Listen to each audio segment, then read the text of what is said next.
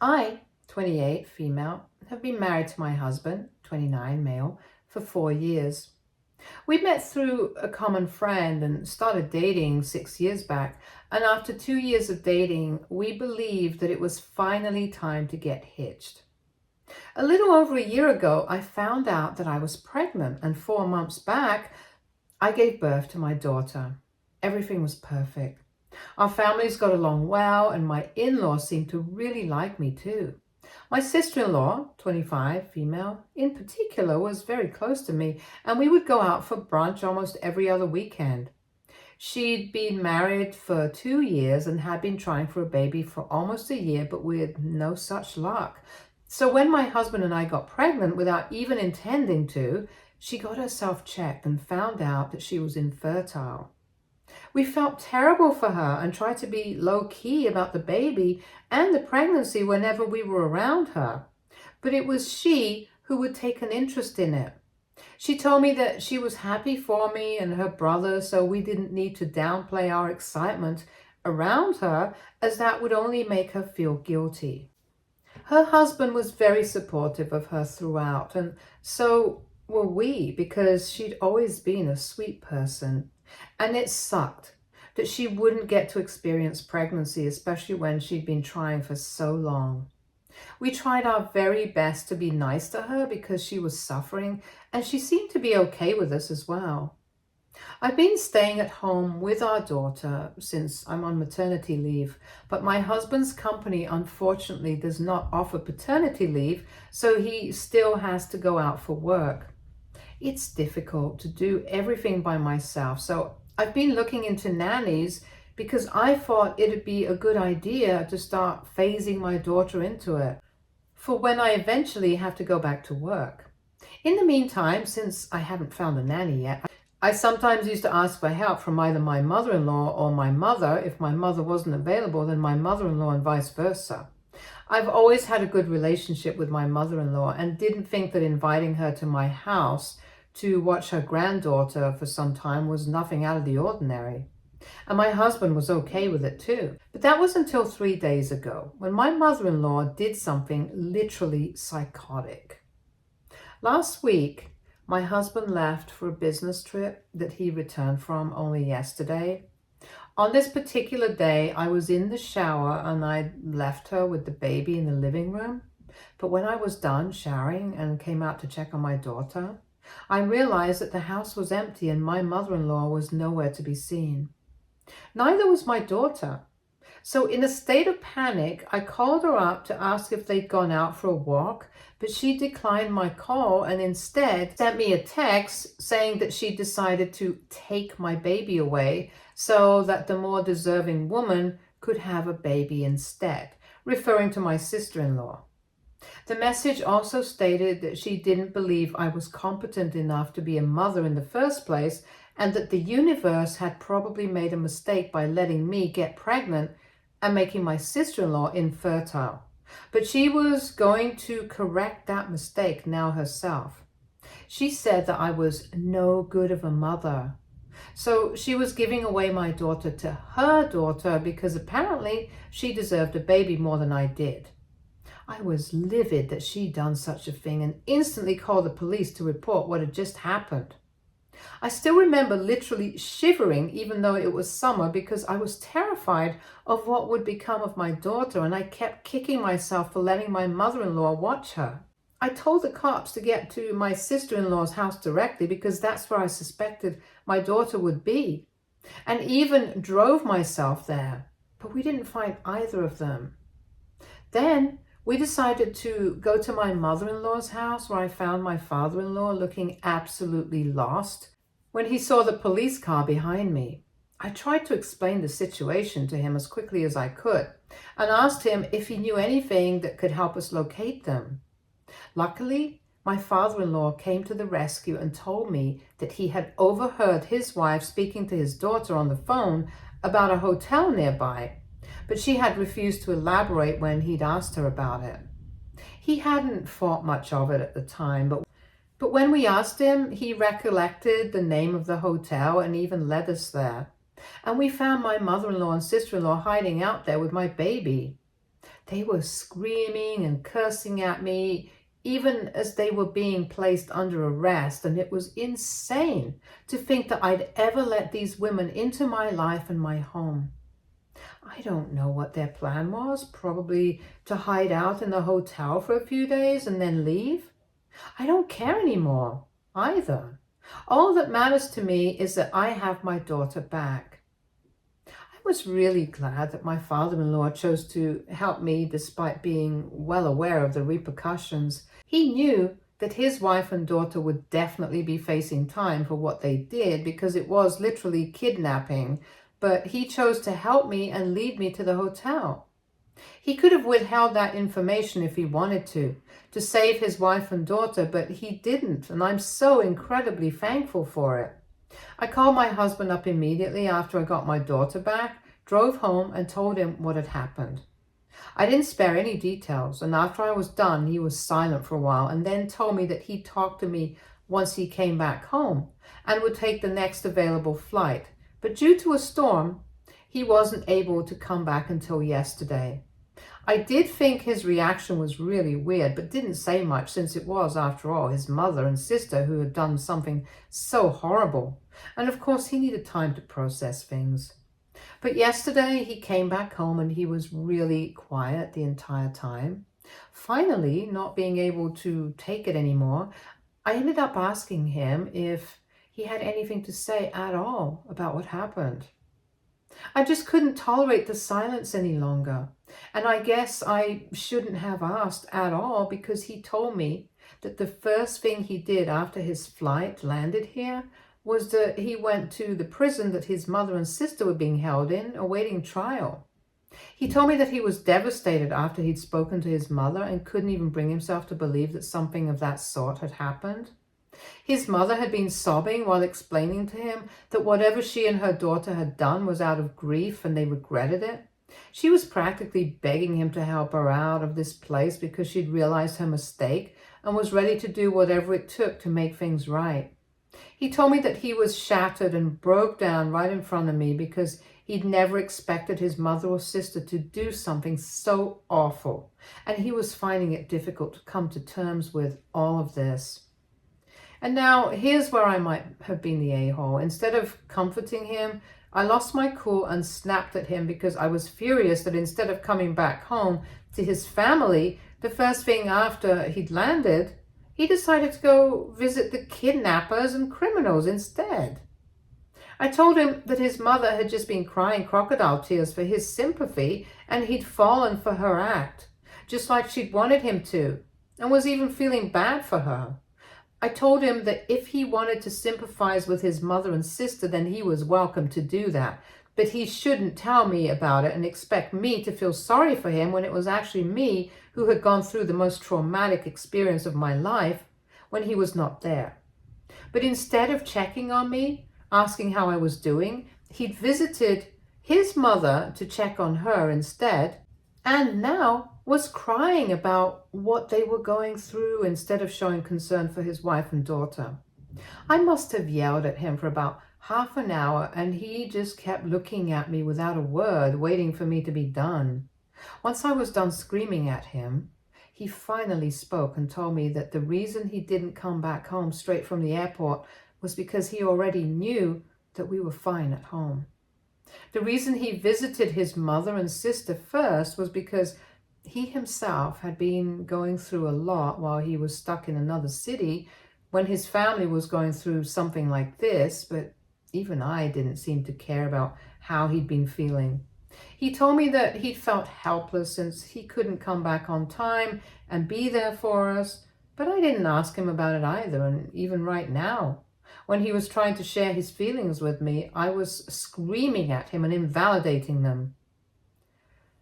I felt horrible that I'd let these women enter my home and be a part of my and my daughter's life because I'd thought that I knew them since they'd been a part of my life for a couple of years.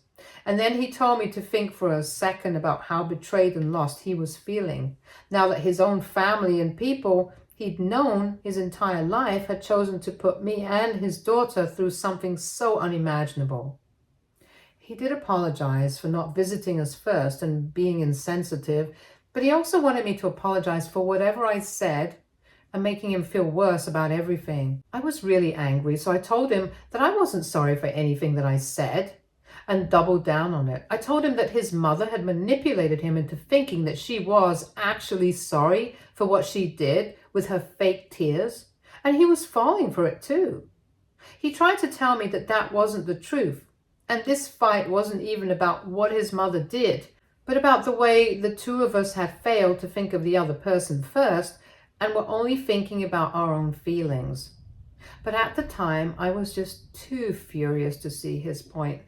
So I refused to apologize and kept insisting that he was in the wrong. This went on for a while until my daughter woke up because of all the fighting, and he left the room to attend to her. He didn't come back out to the living room where we'd been, and I guessed that he must have lied down in the bedroom instead after he'd put our daughter to sleep. So I chose to sleep on the couch out of spite, and around midnight, an hour after our big fight, he came by to ask me not to sleep on the couch and come sleep on the bed because I had some trouble with my back, but I told him that I was fine sleeping here. Again, out of spite. He even offered to let me switch places, but I refused, and eventually he gave up. I could hear him crying till really late at night in the bedroom because the couch was really close to our bedroom door, and I kept feeling awful about what had happened, but I also didn't want to apologize either. I did fall asleep eventually, and when I woke up this morning, it was my husband who had woken me up since he was ready to leave for work. As soon as I sat up, he left without even saying goodbye. Neither did he look back at me. Now that my anger has dissipated a little, I feel really guilty for how I treated him. I'm very hormonal right now, and the smallest of things are enough to push me off the edge. And what happened with my mother-in-law and sister-in-law was something really big. So needless to say, I'm very overly emotional, but I also do see my husband's point now. I just tried to think about how I'd have felt if I was in his place, stuck in another city when I got to know that my own mother and sister tried to kidnap my baby. I wouldn't know how to act either. I'm still miffed that he chose to visit his mother before us, but he did apologize for that. I honestly don't know if what he did was acceptable or if I overreacted, and I need to know if I should apologize for how I behaved because I'm afraid that I really did hurt him. So AITA for yelling at my husband for going to visit his mother and sister in prison before coming back home to his own family. Update 1. So I decided to apologize for reacting the way I did. Like most people believed here, both of us were wrong. His decision to visit his mother and sister first was wrong. But my decision to yell at him and invalidate his feelings was pretty messed up as well. Both of us were being selfish, like my husband had said, and owed each other a huge apology. Once I went through the comments on my original post, I had some clarity on the situation because of everyone's fresh perspective on the situation, and yes, it's true. I did take things a tad bit too far with the yelling. We didn't say anything to each other for the whole day yesterday, and we didn't speak this morning either. But towards noon, I decided that I wanted to make things right. I'd spent the afternoon buying party supplies to apologize to my husband for whatever happened. It was also a nice little outing for me and my daughter, so it was a win-win situation altogether. My husband was pretty surprised when he came back home and broke down into tears again when he saw the "I'm sorry" cake that I'd bought for him. I ended up crying along with him because this was the longest that we'd gone without speaking to each other, and it sucked. I didn't want to live a life without my husband because no matter what happens, I really, truly, sincerely love him. And I definitely wasn't about to let a misunderstanding regarding my mother-in-law get in the way of our otherwise happy marriage. So we decided to have a serious conversation about our feelings once we were done with our teary reconciliation to get this out of the way once and for all. I told him that I was disappointed that he'd chosen to meet his mother and sister before us, and I thought that he should have come back home first. I could understand that he felt betrayed by them and needed closure or whatever, But even then, we were his family now, and we were the family he'd actually chosen to have. So he owed this to us.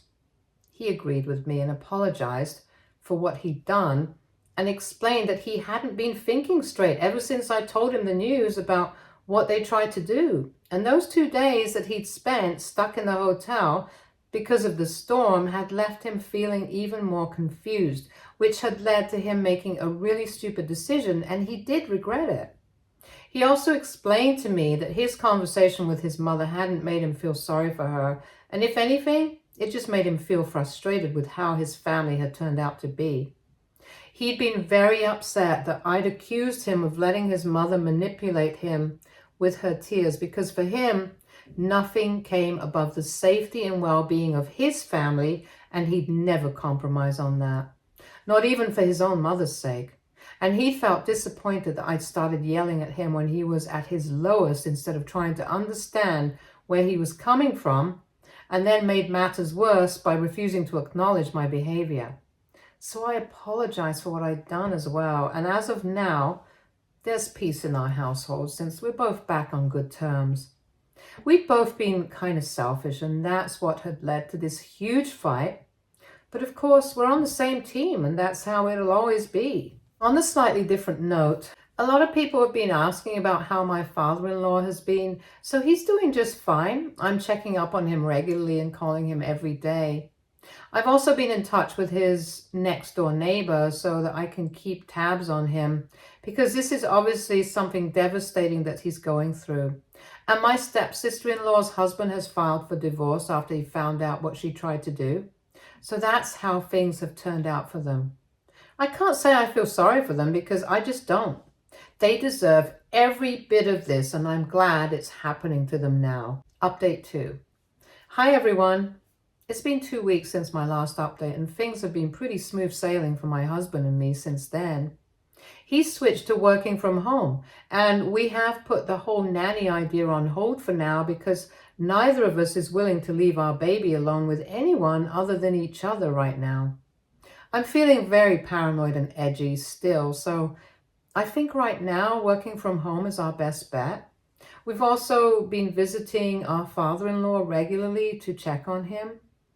I won't say he's doing well because he seems really distressed and upset all the time, but that's only natural given the circumstances. I feel really bad for him because had it not been for his help, I might not have been able to find my daughter on time.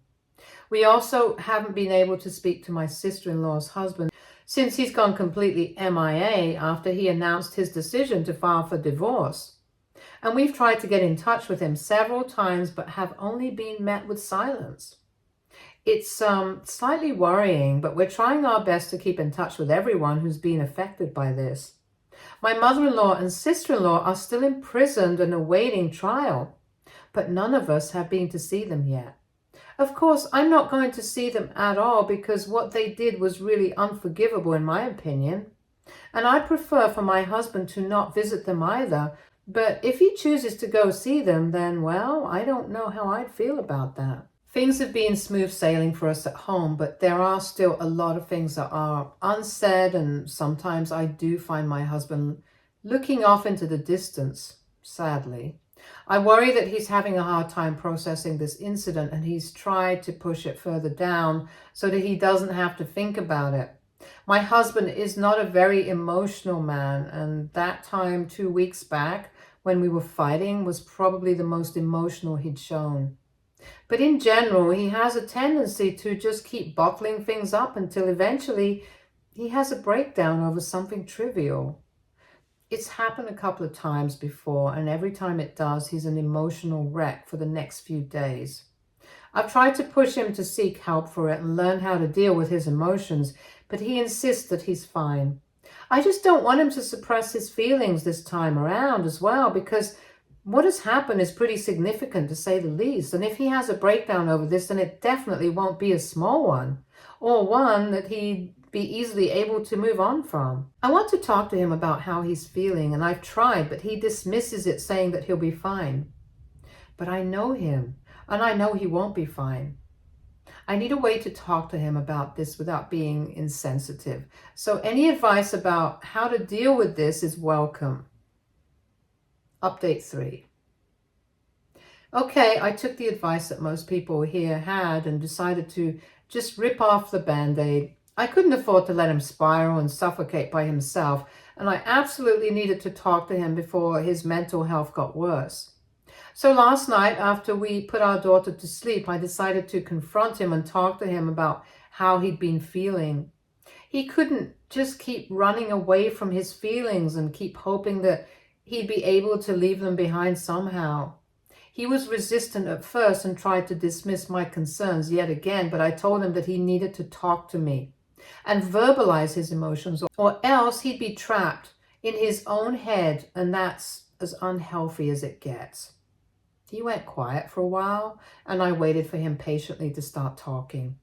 About 3 minutes and a few deep breaths later, he told me that he'd been feeling numb for the past few weeks. Ever since he'd found out about what his mother had tried to do, he'd felt a whirlwind of emotions. Initially, he'd felt it all from anger to frustration to betrayal to sadness, and even while we were fighting, he was in constant emotional turmoil. But now that all that was done with and some time had passed, all his feelings had been replaced by this vacuum. Spending time with us made it a little tolerable, but he was still struggling to make sense of things. He couldn't believe that his mother, a woman he'd loved and admired his entire life, had attempted to do something so extreme. And that his little sister, despite all the love and affection he'd showered her with throughout his life, had tried to abduct their baby. He'd always been close to his family, but he'd made up his mind nevertheless that he was never going to see any of them again. Also, the fact that he hadn't been here for us when it happened was making him feel really guilty. And he just said that maybe it was because of this incident that he'd begun to feel really empty and useless. After he was done, I had tears in my eyes because my husband had been so strong for so long now. I didn't speak much, but I told him that he needed to talk to a professional to deal with this adequately, and for the first time, he agreed to it. We hugged for like 10 minutes after that and then went to sleep. We've started looking for mental health professionals near us already, and I'm also planning to speak to my father-in-law soon enough regarding this because I truly want the best for both of these wonderful men. I just really hope things get better for us in the future. Stay tuned for more stories from Argo Relationships.